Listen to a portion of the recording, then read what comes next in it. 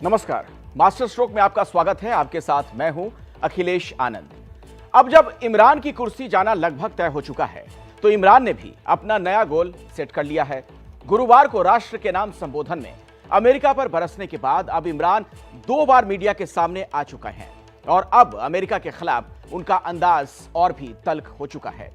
तो आज सुबह उन्होंने एक समारोह में हिस्सा लिया, जिसमें उन्होंने पहले अमेरिका पर हमला बोला और फिर अपने विरोधियों को अमेरिका परस्त बताकर उन्हें मुल्क का दुश्मन तक करार दिया।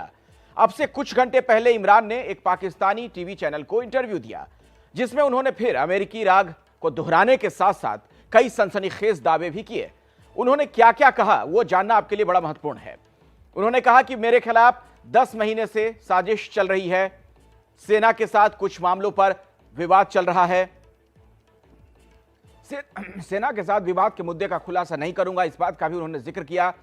रविवार को बड़ा धमाका कर हैरान करूंगा, आखिरी गेंद तक हार नहीं मानूंगा, मेरी जान को खतरा है क्योंकि मैं चुप बैठने वाला नहीं, और आखिरी गेंद तक मैं हार नहीं मानूंगा, यह भी कहा है इमरान खान ने। तो कुल मिलाकर ये तमाम बातें जो उनकी सामने आई हैं, सरकार जाने के बाद भी जनता साथ है, सरकार जाने के बाद भी जनता साथ है, इसीलिए जान का खतरा उन्होंने बताया। हमें रूस और चीन से दोस्ती करनी चाहिए, विदेश नीति हिंदुस्तान से सीखनी चाहिए, अमेरिका से मुझे हटाने की साजिश रची गई। तो हिंदुस्तान की फॉरेन पॉलिसी की भी तारीफ कर रहे थे इमरान खान। ठीक 24 घंटे पहले इमरान खान ने अपने मुल्क के नाम एक संबोधन किया था, जिसमें उन्होंने वही घिसी पीटी बातें कही जो वो पिछले कुछ दिनों से लगातार कह रहे हैं। इमरान खान ने फिर से उसी चिट्ठी का रोना रोया जिसमें उन्हें कथित धमकी दी गई है, और इस चिट्ठी के पीछे अमेरिका का नाम भी ले लिया। हालांकि उसके बाद उन्होंने यह दिखाने की कोशिश की कि जैसे गलती से उन्होंने अमेरिका का जिक्र किया हो, लेकिन हकीकत यह है कि यह सब उन्होंने जानबूझकर किया, जो भविष्य में पाकिस्तान को बहुत महंगा पड़ सकता है। 213 बार मैं, 16 बार मुझे, 11 बार मेरा और 14 बार अपना नाम। इमरान खान के इमरान खान के इमरान इमरान खान के 45 मिनट के भाषण का सच यही था। आई मी माई सेल्फ, यानी सिर्फ मैं ही मैं, और इसी मैं की वजह से इमरान की सत्ता जा रही है। मुझे स्टा मेरा दूसरा। ये तय माना जा रहा है कि पाकिस्तान के प्रधानमंत्री के तौर पर इमरान की आज आखिरी रात होगी, और ये भाषण उनका आखिरी भाषण बताया जा रहा है।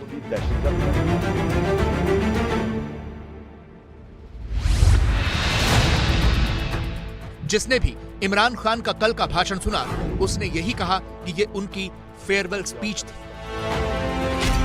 क्योंकि इमरान के भाषण में इमोशन भी था, एक्शन भी, चालाकी भी और अगले चुनाव की तैयारी भी। इमरान अमेरिका की कथित धमकी पर खुद को सियासी शहीद करना चाहते थे, इसीलिए पूरी तैयारी से आए थे कि पाकिस्तानियों को जिल्लत मिली। अपनी स्पीच में अमेरिका का नाम लिया और फिर ऐसा दिखावा किया जैसे गलती से नाम निकला हो। 7 मार्च को इमरान भले ही खुद को स्मार्ट समझ रहे हों, लेकिन पाकिस्तान के लोगों को पता है कि उन्होंने अमेरिका का नाम जानबूझकर लिया। भले ही इमरान ने जानबूझकर अमेरिका का नाम लिया हो, लेकिन उनकी बहुत बड़ी गलती मानी जा रही है। इमरान खान न सिर्फ कल बल्कि आज भी एक कार्यक्रम में यही रोना रोते रहे, दिल का ताड़ बनाते रहे। आज उन्होंने अमेरिका का नाम नहीं लिया। इमरान की इन्हीं हरकतों की वजह से पाकिस्तान में बहुत से लोग ये मान रहे हैं कि उन्होंने अमेरिका से दुश्मनी मोल ले ली है और पाकिस्तान को इसकी कीमत चुकानी पड़ेगी। इमरान खान ने कल के अपने भाषण का एक बड़ा हिस्सा उसी चिट्ठी पर खर्च किया जिसमें कथित धमकी दी गई थी। खुद इमरान खान कह रहे हैं कि 7 मार्च को, लेकिन सवाल यह है कि जब इमरान को 7 मार्च को यह पता चल गया था कि अमेरिका उनकी सरकार गिराना चाहता है, तो फिर उनकी सरकार 21 मार्च को ओआईसी के सम्मेलन में अमेरिका की खिदमत क्यों कर रही थी? ये इमरान के विदेश मंत्री शाह महमूद कुरैशी का 21 मार्च का ट्वीट है, जिसमें वो अमेरिका के विदेश मंत्रालय की अंडर सेक्रेटरी का स्वागत कर रहे हैं। उन्होंने बाकायदा फोटो भी पोस्ट किए थे। इसके बाद शाह महमूद कुरैशी ने एक और ट्वीट किया जिसमें लिखा, पाकिस्तान के अमेरिका के साथ पुराने संबंध रहे हैं और हम समझते हैं कि दोनों देशों के लिए लगातार बातचीत की प्रक्रिया बहुत महत्वपूर्ण है। और इस ट्वीट के 6 दिन बाद 27 मार्च को इस्लामाबाद की रैली में इमरान खान ने वो कथित चिट्ठी लहरा दी और दावा किया कि उन्हें धमकी दी गई। इसीलिए विपक्ष पूछ रहा है कि अगर धमकी 7 तारीख को मिली थी तो फिर 3 हफ्ते कहां गायब रहे। उधर इमरान के आरोपों को अमेरिका ने साफ तौर पर झूठा बता दिया है। व्हाइट हाउस की प्रवक्ता केट वेडिंगफील्ड ने साफ-साफ कहा है कि इन आरोपों में कोई सच्चाई नहीं है। The Prime Minister of Pakistan accused the U.S. of working with the opposition to remove him from power. He just said that today. What's the White House reaction to this? There is absolutely no truth to that allegation. तो फिर सवाल यह है कि इमरान खान ने ऐसा क्यों किया? ये नैरेटिव क्यों बुना कि अमेरिका उनकी सरकार गिराने की कोशिश कर रहा है? असल में इमरान खान खुद को सियासी शहीद करना चाहते हैं। इमरान को ये पता था कि वोटिंग से पहले इस्तीफा दे देते हैं तो फिर इसका फायदा उन्हें नहीं मिलेगा। इसीलिए वो कल के वोट का इंतजार कर रहे हैं। कल जब उनकी सरकार गिर जाएगी तो अभी तो शहबाज शरीफ पीएम बन जाएंगे, लेकिन जब पाकिस्तान में फिर से चुनाव होंगे तो इमरान इसी शहादत को भुनाने की कोशिश करेंगे। इमरान के मंत्रियों ने यह कोशिश शुरू भी कर दी है। इमरान ने भुट्टो और शरीफ परिवार पर परिवारवाद का आरोप लगाकर भी काफी हमला किया। वो लगातार इन दोनों पार्टियों के परिवारवाद को निशाना बनाते रहे हैं। इसीलिए यह माना जा रहा है कि उन्हें इसका सियासी फायदा चुनाव में मिल सकता है। और राष्ट्र के नाम संबोधन के बाद से अमेरिका के खिलाफ इमरान के तेवर तीखे ही होते जा रहे हैं। इमरान अविश्वास प्रस्ताव को अमेरिकी साजिश बताते हुए विपक्ष को अमेरिका की कठपुतली करार दे रहे हैं। सिर्फ 24 घंटे में अमेरिका के खिलाफ उनके तेवर इतने तल्ख हो गए हैं कि वो अमेरिका का साथ निभाने वाले अपनी पुरानी सरकारों को भी कोसने से पीछे नहीं हट रहे। लेकिन इमरान के अमेरिका अटैक में एक ट्विस्ट है। वो अमेरिका पर हमले के साथ साथ चीन के कसीदे भी पढ़ रहे हैं और इससे इमरान के अमेरिका विरोध की पूरी कहानी बयां हो जाती है। तो सवाल यह है, क्या इमरान अमेरिका के खिलाफ चीन का मोहरा बन गए हैं या फिर वो हार मानकर अगले चुनाव की तैयारी कर रहे हैं? साफ है कि इमरान का सुपर पावर अमेरिका से यह सीधा पंगा है। गुरुवार को राष्ट्र के नाम संदेश में अमेरिका पर बरसने के 24 घंटे के अंदर इमरान ने फिर अमेरिका को निशाने पर लिया।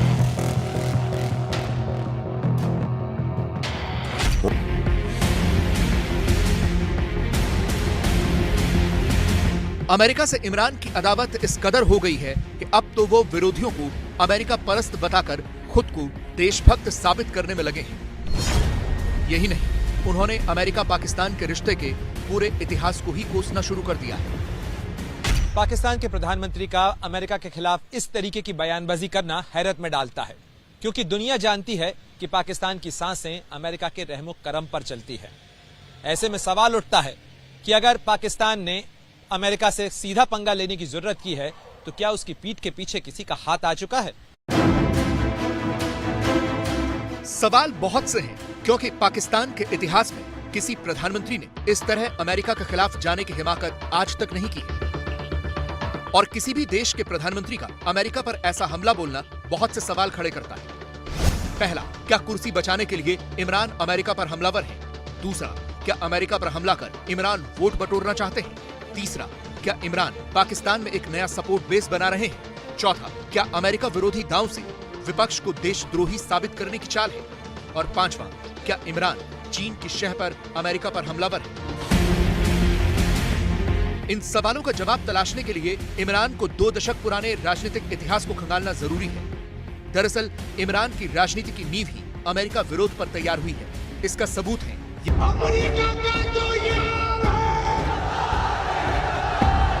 अमेरिका विरोधी ये नारे इमरान की कराची रैली में 2015 में लगाए गए थे और उन दिनों इमरान की रैलियों का ये सबसे मशहूर नारा हुआ करता था। इमरान ने पाकिस्तान की सियासत में अपने विरोधियों को अमेरिका परस्त बताकर जगह बनाई।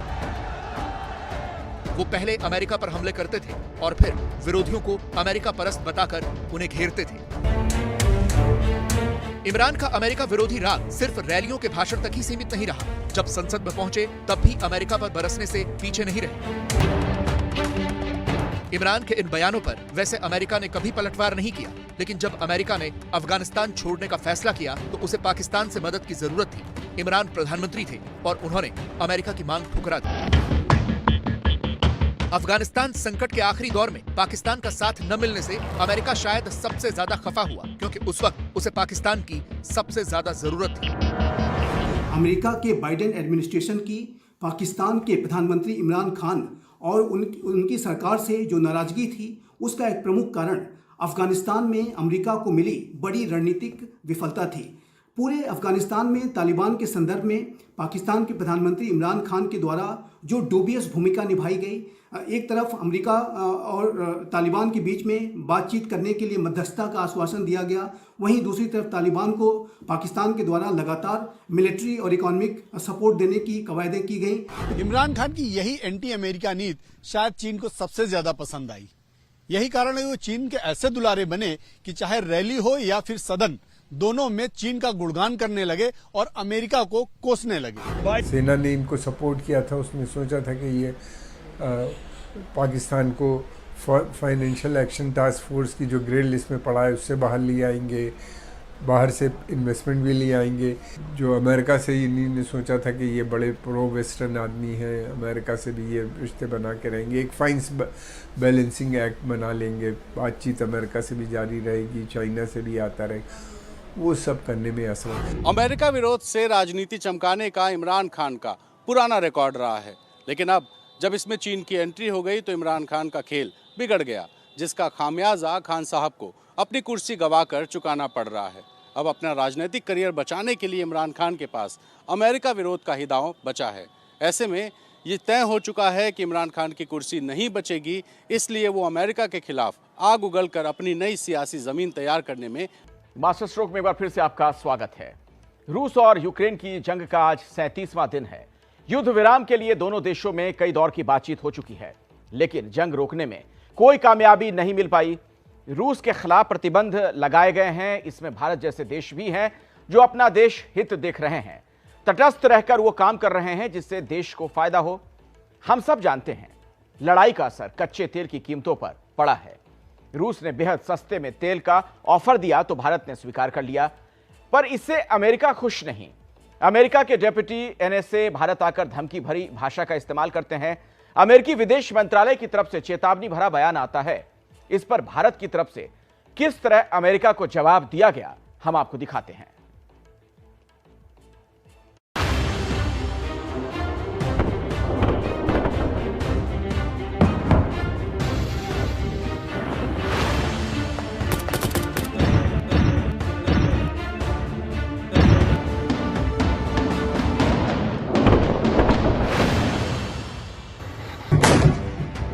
रूस और यूक्रेन की जंग खत्म होने का नाम नहीं ले रही है। रोज लोग मर रहे हैं, रोज यूक्रेन में किसी न किसी शहर का हिस्सा तबाह हो रहा है।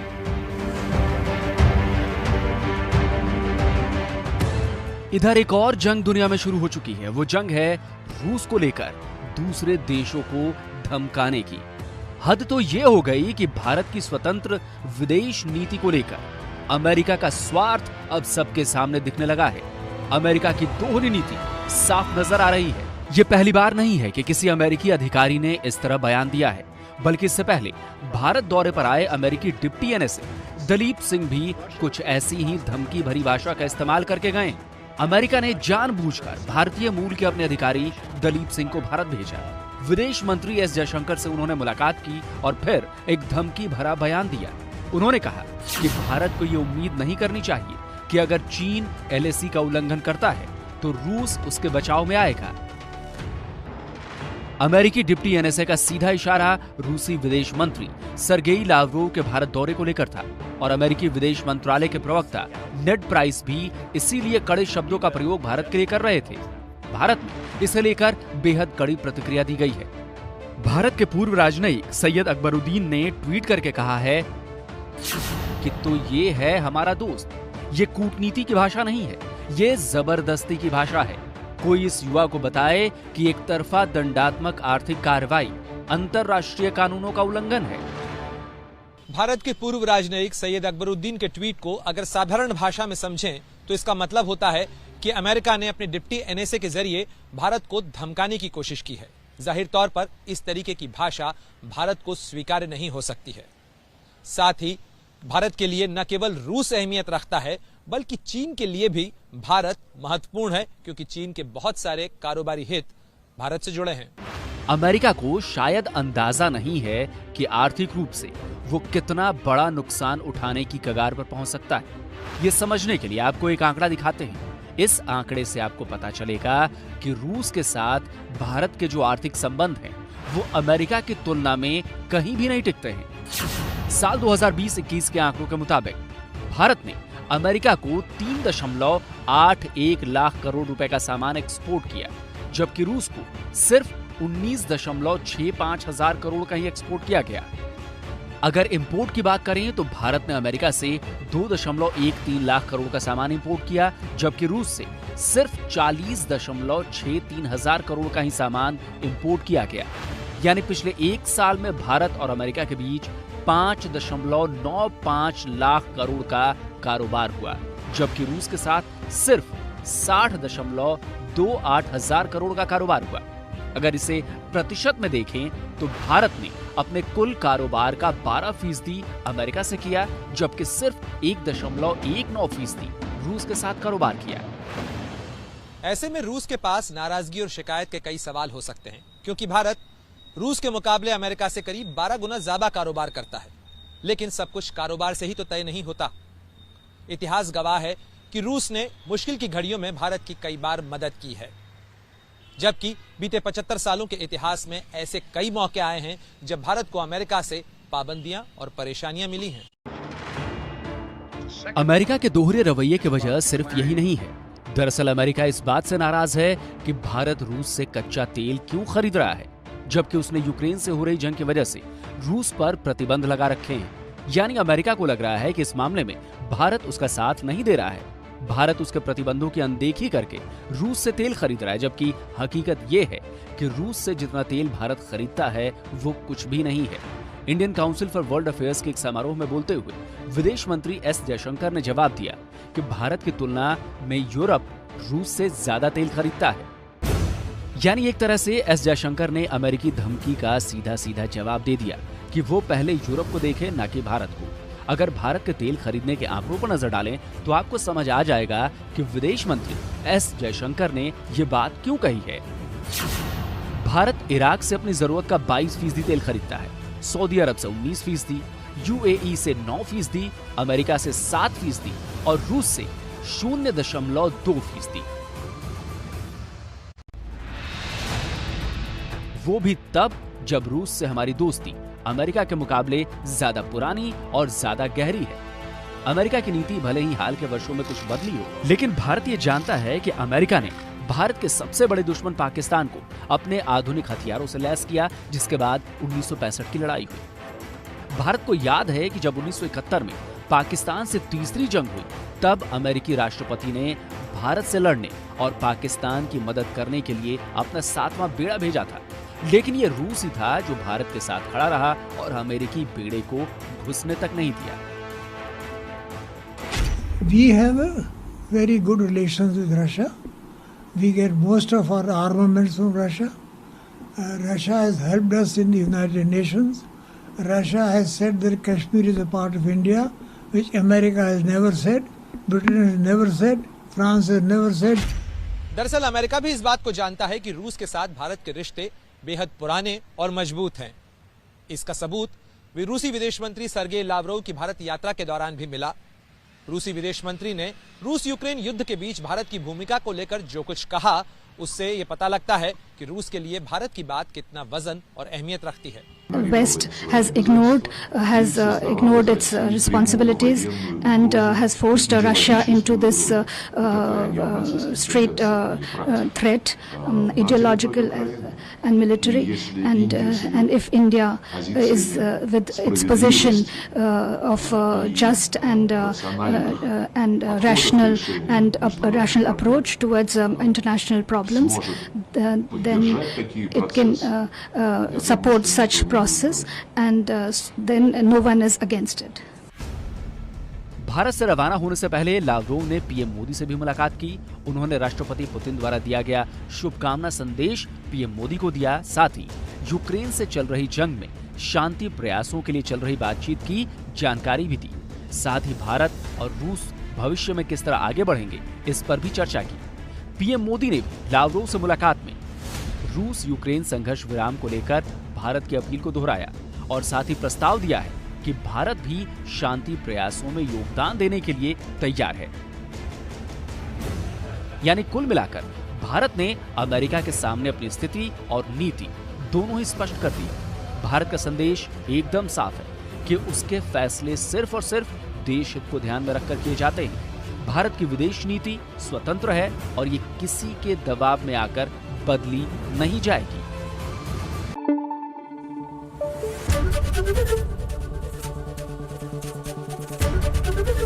एबीपी न्यूज आपको रखे आगे।